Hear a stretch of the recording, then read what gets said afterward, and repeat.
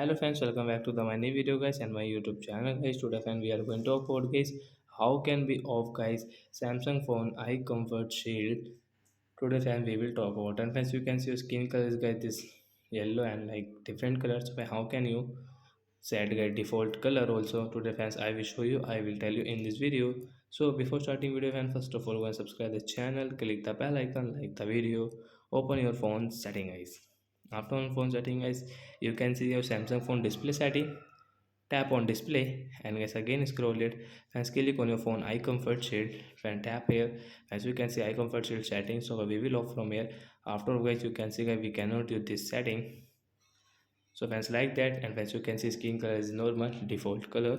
So like that guys you can turn off your Samsung phone eye comfort shield from your phone display and brightness setting. So that's it guys, thanks for watching the video guys. We will meet on next video with new topic. Bye guys.